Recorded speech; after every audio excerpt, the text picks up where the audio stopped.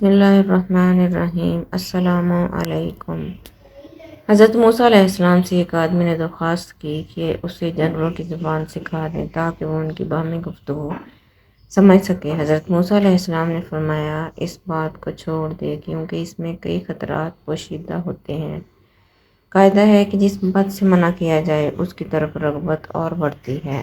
عرض کرنے لگا، سرکار آپ علیہ السلام اللہ تعالیٰ کے نائب ہیں، میری استدعا قبول فرمائیں۔ حضرت موسیٰ علیہ السلام نے فرمایا، یہ نہ ہو کہ کل تو پچھتائے، کیونکہ تو نہیں جانتا کہ تیرے لیے کون سی چیز بہتر ہے اور کون سی چیز بہتر نہیں ہے۔ بارگاہ الہی سے حکم ہوا، اے موسیٰ علیہ السلام، اس کی تمنا پوری کر دے۔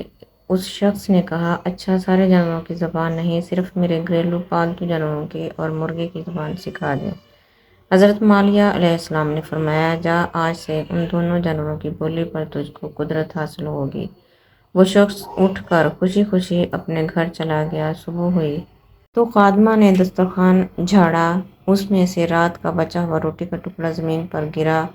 مرغا وہ ٹکڑا اٹھا کر لے گیا۔ کتے نے کہا، دوست، تو دانہ دن کا کھا کر بھی اپنا پیٹ بھر لے گا، اگر روٹی کا ٹکڑا مجھے دے دے تو میرا گزارا چل جائے گا۔ مرغے نے کہا، میاں صبر کرو، خدا تجھے بھی دے گا، کل ہمارے مالک کا گھوڑا مر جائے گا، تم پیٹ بھر کر کھائیو۔ وہ شخص ان دونوں کی گفتگو سن رہا تھا، وہ فوراً اٹھا، اس نے گھوڑا کھولا اور جا کر منڈی بیچ آیا اور نقصان سے اپنے آپ کو بچا لیا۔ دوسرے دن بھی روٹی کا ٹکڑا مرغا لے اڑا۔ کتے نے غصے میں مرغے سے کہا، اے فریبی، یہ دروغ گوئی کب تک چلے گی؟ تو جھوٹا ہے، ارے اندھے، نجومی تو سچائی سے محروم ہے۔ مرغے نے جواب دیا اور گھوڑا دوسری جگہ مر گیا۔ مالک نے نقصان سے بچنے کے لیے گھوڑا بیچ ڈالا تھا۔ فکر نہ کر، کل اس کا اونٹ مر جائے گا اور تو خوب پیٹ بھر کر کھانا۔ سن کر مالک اٹھا، اونٹ بیچ ڈالا اور اپنے آپ کو نقصان سے بچا لیا۔ مرغے نے کتے کو تسلی دیتے ہوئے کہا، فکر نہ کر، کل اس کا خچر مر جائے گا، اسے صرف کتے ہی کھا سکتے ہیں، تم جی بھر کر کھانا۔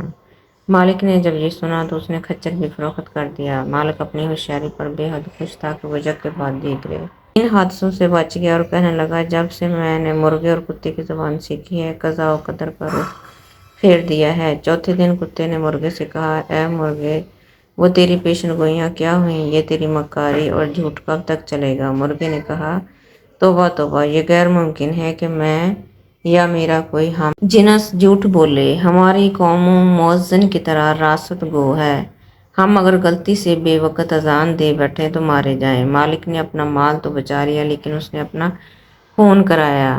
ایک نقصان 100 نقصان کو دفع کرتا ہے، جسم اور مال کا نقصان جان کا صدقہ بن جاتا ہے۔ بادشاہوں کی عدالت سے سزا ملے تو مال کا جرمانہ ادا کر کے جان جاتی ہے، لیکن قضاء الہی کے بھید سے بے خبر ہوتے ہوئے بھی جو کوئی اپنا مال بچاتا ہے وہ نادان ہے۔ اگر وہی مال اس پر سے صدقہ ہو جاتا تو شاید اس سے بلا ٹل جاتی۔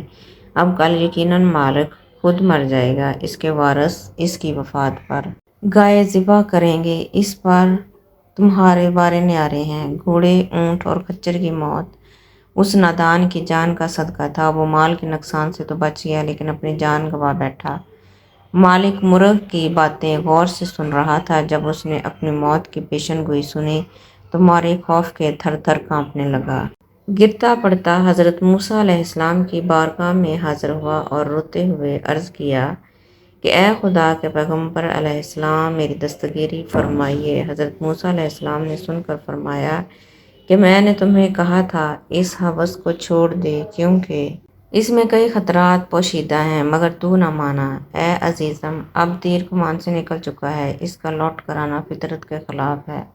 اب میں تیرے لیے سلامتی ایمان کی دعا کر سکتا ہوں۔ بیان کر اس نوجوان کی طبیعت دفتن بگڑ گئی اور وہ کہہ کرنے لگا، یہ اس کی موت کی علامت تھی۔ اس کو گھر لے جایا گیا۔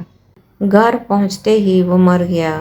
معزز ناظرین، انشاءاللہ آپ کو میری یہ ویڈیو پسند آئے گی تو پلیز اس کو لائک کیجیے گا، سبسکرائب کیجیے گا اور اپنے دوستوں میں زیادہ سے زیادہ شیئر کیجیے گا۔ شکریہ، اللہ حافظ۔